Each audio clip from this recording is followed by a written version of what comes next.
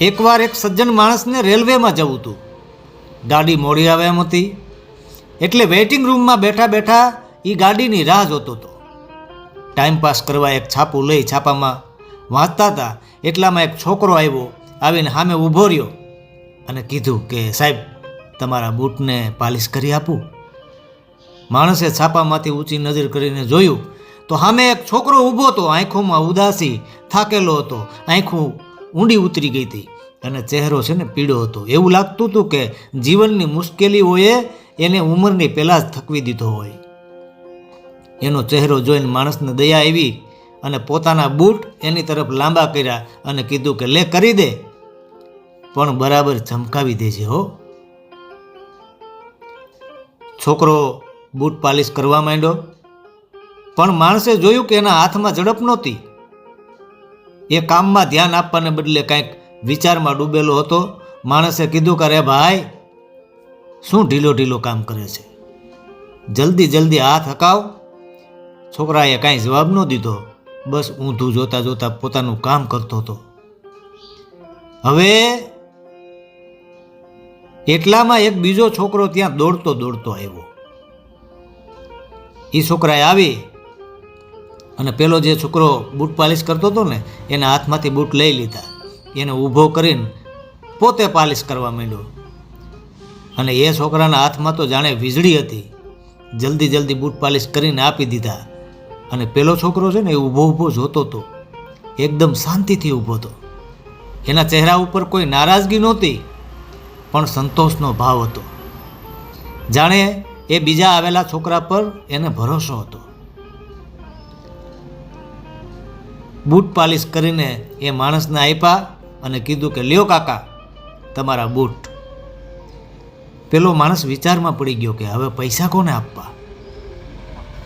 કદાચ પૈસાની બાબતમાં બંને વચ્ચે ઝઘડો થશે. પછી વિચાર્યું કે જેણે કામ કર્યું હોય એને જ પૈસા આપવાના હોય. એટલે એને પછી જે છોકરો આવ્યો હતો ને, બૂટ પોલિશ કર્યા હતા ને, એના હાથમાં પૈસા મૂકી દીધા. એ છોકરાએ હસતા હસતા પૈસા લીધા અને જે પેલો છોકરો હતો ને એનો હાથ પકડીને એના હાથમાં મૂકી દીધા. એની પીઠ થપથપાવી અને પછી હાલવા માંડ્યો. પેલો માણસ આ દ્રશ્ય જોતો હતો, એને સમજાયું નહીં કે આ શું થાય છે. એને જાણવાની ઈચ્છા થઈ. છોકરાને અવાજ મારીને બોલાવ્યો કે એ અહીંયા આવ. છોકરો પાસે આવ્યો એટલે પૂછ્યું કે બેટા, આ બધું શું છે? કામ તે કર્યું અને પૈસા પહેલાં છોકરાને આપી દીધા. છોકરાએ ત્યારે હસતા હસતા જવાબ આપ્યો કે સાહેબ, એ છોકરો 3 મહિના પહેલાં ચાલતી ટ્રેનમાંથી પડી ગયો હતો. એના હાથ પગમાં બહુ લાગી ગયું હતું. ભગવાનની દયાથી એ બચી ગયો. એને એક વૃદ્ધ મા છે ને નાની નાની બહેનું છે. જો ન બચ્યો હોત ને તો એની મા અને બહેનોનું શું થાત. બહુ સ્વાભિમાની છે સાહેબ, એ ભીખ નથી માગી શકે એમ. એટલે જેમ તેમ જેટલું થાય એટલું અને કરે અને પાછો કામ ઉપર આવી ગયો. પેલા માણસને આ વાત સાંભળીને દયા આવી ગઈ, કરુણા વ્યાપી ગઈ. એ સમજી ગયો કે આ છોકરો પરિસ્થિતિથી હાર માને એવો નથી. છોકરાએ વાત આગળ ચલાવી કે સાહેબ, અહીં અમારો બૂટ પાલિશ કરતા છોકરાઓનું એક જૂથ છે. અમે સાથે કામ કરીએ છીએ. અમારા જૂથમાં એક વૃદ્ધ કાકા છે. અમે બધા એને સત્સંગી કાકા કહીએ છીએ. એ અમને સત્સંગની સારી સારી વાતો સંભળાવે. કાકા વિશે સાંભળ્યું એટલે પેલા માણસને જિજ્ઞાસા વધારે વધી ગઈ અને કહ્યું કે એમ, બીજું શું કીધું કાકાએ? છોકરાની આંખમાં ચમક આવી ગઈ. એણે કીધું કે સાહેબ, કાકાએ અમને સમજાવ્યું કે આપણો આ સાથી હવે પહેલાંની જેમ ઝડપથી કામ નથી કરી શકતો. તો શું થયું? આ આપણી જવાબદારી છે કે આપણે એને મદદ કરવી જોઈએ. કાકાએ અમારી સામે વાત મૂકી કે મિત્રો, ભગવાને આપણને બધાને એકબીજાનો સહારો આપવા માટે બનાવ્યા છે.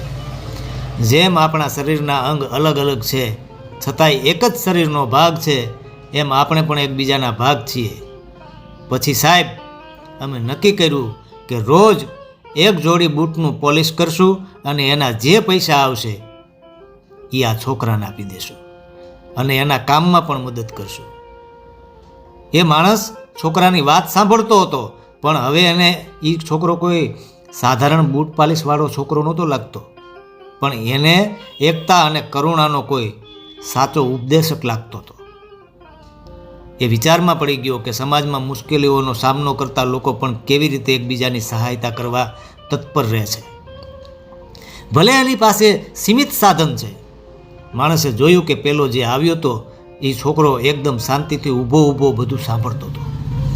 એની આંખમાં ચમક હતી. એને એવું લાગતું હતું કે એ એના સાથીઓની મદદથી ખુશ હતો. માણસે બંને છોકરાને પાસે બોલાવ્યા અને વધારાના પૈસા આપ્યા. બંનેને શાબાશી આપી અને જીવનમાં એકતા અને સહાનુભૂતિનો જીવતો જાગતો ઉપદેશ સમજાવવા બદલ આભાર માન્યો. એ વ્યક્તિની ટ્રેન આવી. એ ટ્રેનમાં બેસી ગયો.